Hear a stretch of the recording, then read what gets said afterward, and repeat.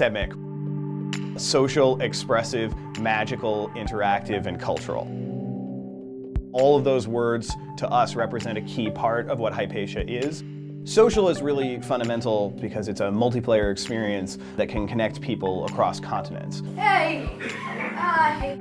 Expressive is crucial because Hypatia is a creative space, so we want to make sure that people can paint, create sculptures, they can engage in live theater performances, they can really do types of things that are not normally possible in interactive media. Magical is just about the things that go beyond the mundane.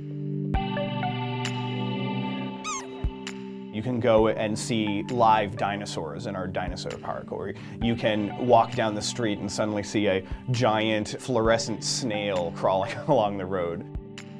Interactive is really key to everything that we do. Unlike a movie or even a lot of video games, there's an expectation when you're in VR that if you see it, you can interact with it. Most people, when they jump into VR, initially just start clicking and touching on everything that they see, and what we want to do with Hypatia is make sure that that really pays off.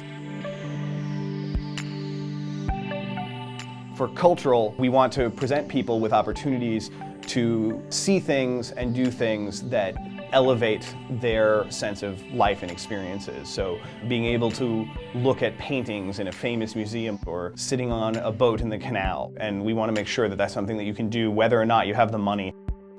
Hypatia is not a video game, but it borrows from a lot of video game elements. My goal is to make sure that all of the knowledge base and information that we get from production in video games can then carry over into a non-video game experience in Hypatia that can reach a much larger audience and essentially bridge the gap between what people want to experience in movies or social media and what they get to experience in video games. So Hypatia is essentially the bridge between those two ideas. Whenever I hear people talking about VR and saying that it's a fad, I just keep thinking about television or movies or radios. Like, I don't think that when those things initially came out that everybody got them. But like, to me, VR does something that's totally different from anything that we've seen in entertainment or media before. Unlike video games, virtual reality puts you directly into a universe and you get to be present in that space. I think that a lot of the barriers that people have when they're looking at video games essentially dissolve when you go into VR. And I think VR, as it continues to evolve, should become as ubiquitous as something like television. I think that everybody will have a VR setup, and I think everybody will be regularly visiting Rome on a virtual trip, or Amsterdam, or they will be going into Hypatia. And I think that all of those kind of elements are going to fundamentally make us a more connected society, and I think they're also going to give us the opportunity to experience things that we'd never be able to experience otherwise.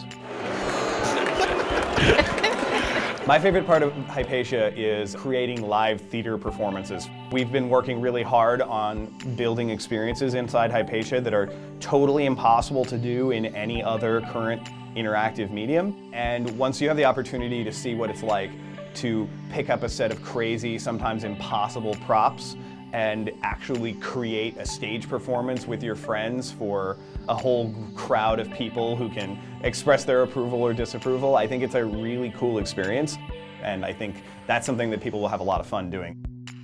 Hypatia is being built by some really amazing people. If I had come in here and I didn't trust this team, I definitely wouldn't have signed on to join. The vision of making a social creative space that is more about connectedness, creativity, expression, those kind of things are sorely needed. And since VR is kind of our opportunity to change the definition of what interactive media is, Hypatia does a great job of doing that. I don't know if it's possible.